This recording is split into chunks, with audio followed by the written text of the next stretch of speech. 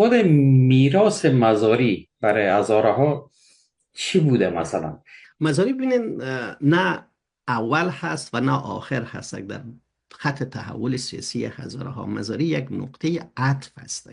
نقطه عطف به معنی از این که در یک بخش از تاریخ تحول سیاسی هزاره ها جهت حرکت سیاسی هزاره ها را تغییر میده. تا قبل از مزاری هزاره ها از لحاظ سیاسی هیچ خط مشخص روشن سیاسی ندارند. هزاره ها دایره سیاسی ندارن، هزاره ها دایره ایدئولوژیک دارن، دایره مذهبی دارن، حرفای بسیار کلان کلان را مطرح میکنن، حتی مبارزاتشان برای هر چیز هستن، چی چپی چی راستیشن. ولی مزاری وقتی که میاین هزاره ها را دارای دید مشخص سیاسی میسازد، تفکر سیاسی را برای هزاره ها قابل درک میسازد، تفکر سیاسی که معطوف به قدرت است. همین که میگه ما در تصمیم گیری سیاسی شریک باشیم، اینمی در حقیقت قدرت سیاسی رو برشان قابل درک میسازن. یک میگه مذهب ما رسمیت داشته باشد، حق شهروندی رو برشان قابل درک میسازن. یک میگه از امکانات عامه ما سهم مساوی داشته باشیم، این امتیازات و حقوق شهروندی رو برشان قابل درک میسازن. به همون خاطر است که بعد از مزاری هزارها احساس میکنن که ما یک دیدگاه تازه پیدا کردیم، چیزی را که ما به نام ویژن یاد میکنیم. در حقیقت مزاری صاحب ویژن بود. مزاری عالم نبود، مزاری فیلسوف نبود، مزاری همه چیزدان نبود، ولی مزاری یک بینش داشت، یک بصیرت داشت.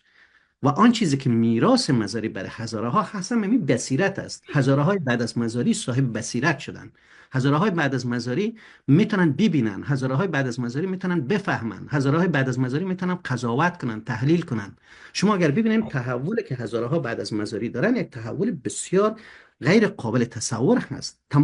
تمام جامعه سیر حرکت هزاره ها بعد از مزاری در واقع هزاره ها را از در بستر جامعه افغانی بیخی متمایز ساخته، به خاطر از اینکه مزاری برشان نشان داده که اگر شما حرکت کنین طرف برین. مثلا دیدگاه مذهبی هزاره ها بعد از مزاری هستن که متحول شده. هزاره امروز غیر مذهبی نیست، ضد مذهبی نیست، ولی مذهب در برای هزاره ها حالا فعلا به یک بینش زندگی تبدیل شده. یا مثلا دیدگاه هزاره ها در رابطه با زنها بعد از مزاری هست که متحول شده. دیدگاه هزاره ها در رابطه با علم، در رابطه با مثلا جهان، در رابطه با سیاست، در رابطه با مسائل مثلا اقوام و امثال هم، اینا رو مزاری بود که برای هزاره ها یاد داد. مزاری همه چیز برای هزاره ها نگفت، ولی گفتن رو برای هزاره ها یاد داد. مزاری همه چیز برای هزاره ها تفسیر نکرد، ولی تفسیر کردن و شناختن رو برای هزاره ها یاد داد. پس میراث هزاری میراث مزاری برای هزاره ها اینمی فهم یا اینمی قدرت برای فهمیدن هست. و من فکر میکنم که این میراث کوچک نیست. و بله. خیلی از چیزهای دیگر که حالا فعلا از هم نسلان مزاری که در برابر مزاری بسیار رنگ باختن، بیچاره شدن، هم به خاطر از این هستن. به خاطر از این که مزاری یک چالش بسیار کلان بود برای همه از این. اکثر از اینا اعمال فعلا با این مثال مواجه هستن. خب به هر حال ما هم بودیم، مزاری هم بود. ولی بعد از اینکه مزاری رفت، مزاری به عنوان یک کسی که عمر طبیعیش مثلا در سن 47 سالگیش خلاص شد، خب پایان یافت. بعد از اون عمر تاریخی از دوام کرده و هر روز در نسل باز تولید شده میره. اما ما کجاییم؟ ما در کجا هستیم؟ مثلا شما از این افراد دیگر به عنوان یک میراث تاریخی که در تاریخ بماند، شما چی چیز دارین که او را بتونین یاد بکنین؟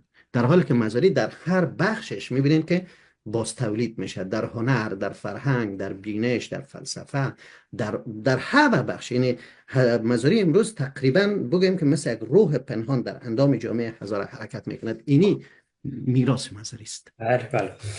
بسیار تشکر از شما جناب استاد عزیز رویش.